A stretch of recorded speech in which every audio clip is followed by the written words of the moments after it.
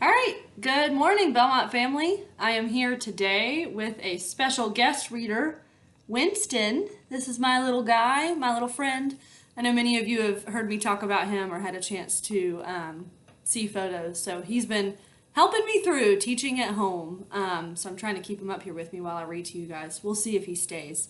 He doesn't like to sit in my lap much. Anyway, yesterday we read chapter, see, there he goes already. Yesterday we read chapter 3 of Louisiana's Way Home, where we found out that Granny had something wrong with her tooth, and Louisiana was trying to get her to a dentist to get help for that, right? So we sort of left off on that moment where Louisiana was like, what am I going to do? She's figuring she might have to drive the car, but she's only 12 years old, right? And so we were sort of thinking yesterday about the type of character that Granny was, and some of the evidence that we saw in the text for that. So today I'm going to read chapter 4. It's an eventful chapter. I already did read it ahead of time, so just so you know. Sorry, he's distracting me. He's trying to get this water bottle. He loves to chew on water bottles, and he wants it really badly, but don't want him to have it. Anyways, I'm going to go ahead and start reading. You guys ready? Okay, here we go. Chapter 4. You may be surprised to learn that I had never driven a car before. However, I had certainly spent a lot of time watching Granny drive, and I had learned some things. I knew to lean as far forward as I could. I knew to press on the gas pedal to make the car go. Also, I had a good idea of where the brake was, and steering was easy. I had no problem at all steering. Several semis blew their horn at me as we went barreling down the highway, and I took this as a criticism that I was not going fast enough. I blew my horn back at them, and then I gave it more gas. Granny was moaning in the back seat. "Don't worry, Granny," I shouted at her. "I'm going to find you a dentist." She did not answer me.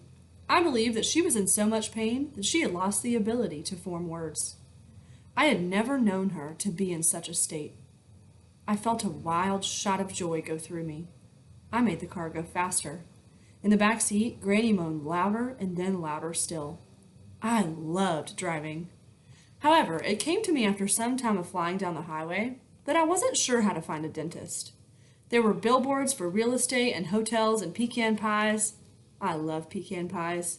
But there were no signs for dentists. I figured that I was going to have to exit the highway. According to the signage, Richford was the next town. Richford, Georgia. It sounded like the kind of town that would have a dentist. I took the exit. And that is where my problems truly began. Driving down the highway is easy. Getting off the highway is not. At least it was not easy for me. I knew that I needed to slow down. I knew the brake pedal was next to the gas pedal, and I moved my foot in that direction, and then I pressed the brake pedal very hard. We came to a stop with a surprising amount of speed. We also did a lot of spinning around. Granny was thrown off the back seat and onto the floor. Empty peanut bags and other items went flying through the air. We stopped so fast that my whole life and everything that had ever happened to me flashed through my head. I am only 12 years old, but several exciting things have occurred in those 12 years. For instance, in 1975, I was crowned Little Miss Central Florida Tire and received a check for $1,975. Also that same year, I almost drowned, and when I was underwater, I saw the Blue Fairy from Pinocchio. The Blue Fairy is very beautiful. I don't know if you know this or not. She is very beautiful and very kind. And when I was underwater and almost drowning, the Blue Fairy opened her arms to me and smiled. Her blue hair was floating above her head, and there was a light all around her. And then Raimi came and saved me from the drowning, and the Blue Fairy floated away. She went in the opposite direction, deeper into the pond. She looked extremely disappointed as she left. I've never told anybody that before, about the Blue Fairy appearing to me, and how sad she seemed that I was not going with her. But I am writing it down now. There is a great deal of power in writing things down. But continuing on with the highlights of my life, my parents were famous trapeze artists known as the Flying Elefantes. They are dead, and I do not remember them at all. I have only ever known Granny. She has been my mother and my father. She has taught me everything I know. I have a cat named Archie, and there's also Buddy, the one-eyed dog. He is the dog of our hearts, and he lives with Beverly, but truthfully, Buddy belongs to all of us, me and Raimi and Beverly, because we rescued him together. And of course there is the curse. The curse came about because my great-grandfather, the magician, sawed my great-grandmother in half and refused to put her back together again. On stage, in front of an audience. This, as you can imagine, had disastrous and far-reaching consequences. The curse is a curse of sundering, and it is a very complicated and tragic curse.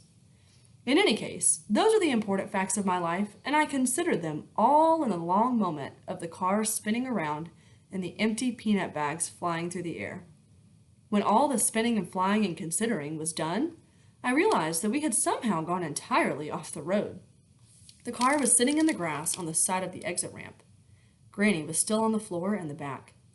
I could hear a cricket chirping. Crickets are good luck. That's what some people believe. I sat there and listened to the cricket and thought about how driving was much more complicated than I had imagined. It turns out that many things are more complicated than I ever thought they would be. The cricket kept singing. There's a cricket in the story of Pinocchio. Most people don't know this, but Pinocchio kills the cricket right in the beginning of the story.